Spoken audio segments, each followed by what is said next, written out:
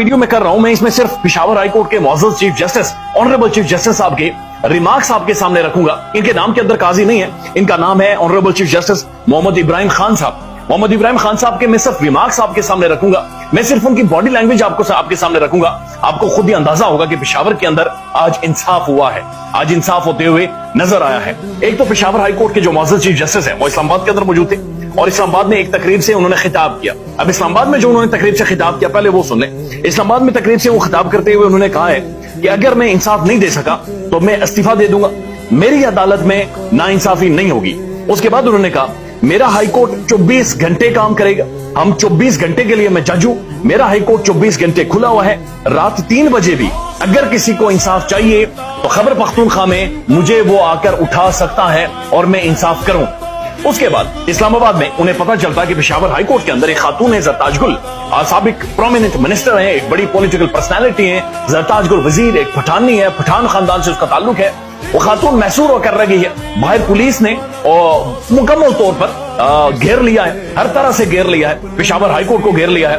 लिहाजा वो खातून है वो मौजूद है, अदालत के अंदर मौजूद है और वो इंसाफ मांग रही है। इस जो पेशावर हाई कोर्ट के चीफ जस्टिस हैं इब्राहिम खान साहब, इस्लामाबाद से फौरी तौर पेशावर में पहुंचते, पेशावर हाई कोर्ट के अंदर जाते हैं। हाई कोर्ट के अंदर जाते ही जो पहली बात इन्होंने कही, इन्होंने ये कहा कि मैं हैरान हूं इस बच्ची की दरखास्त पेंडिंग क्यों है। उसके बाद इन्होंने कहा कि सबसे पहले इस बेटी को खाना खिलाएं, खाना खाने के बाद मैं इस बेटी की दरखास्त को सुनता हूं और इसके साथ इंसाफ करूंगा और यहां पर इंसाफ होगा।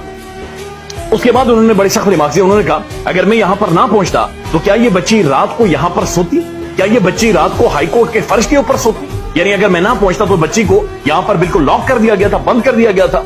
उसके बाद जी ज़ाहिर तहरीक इंसाफ के लोगों ने वहां पर मैट्रेस, खाना शाना, ILF के लोग तकरीबन 60 से ज्यादा PTI के जो वकला थे अदालत के अंदर मौजूद थे, लेकिन अदालत को बाहर से सैकड़ों की तादाद में पुलिस वालों ने घेरा हुआ, पुलिस की गाड़ियां हु के सायरन, एक बड़ा पूरा माहौल बनाया गया। ऐसा महसूस होता है जरताज गुल को एटम बम लेकर अंदर बैठी हुई है। हालांकि अगर गिरफ्तारी करनी होती 10 पुलिस वाले काफी थे, एक गाड़ी बाहर खड़ी रहती, जरताज गुल बाहर आती, उसे गिरफ्तार कर लिया जाता, लेकिन एक माहौल बनाया गया और तकरीबन सैकड़ों की तादाद में पूरी KPK की पुलिस जरताज गुल को लेने के लिए वहां पर मौजूद थी। ऑप्टिक्स क्रिएट करना है ना, मकसद ये है कि डराना है, धमकाना है, पैगामात देने हैं। उसके बाद उन्होंने जरताज गुल की जमानत दी, लेकिन जो ही जरताज गुल की जमानत होती है तो जरताज गुल ने कहा जस्टिस साहब से कि मौजूद जस्टिस साहब आप मुझे जमानत दे देंगे, मैं बाहर जाऊंगी तो मुझे बाहर दोबारा से गिरफ्तार कर लिया जाएगा और इस जमानत का मुझे फायदा नहीं होगा।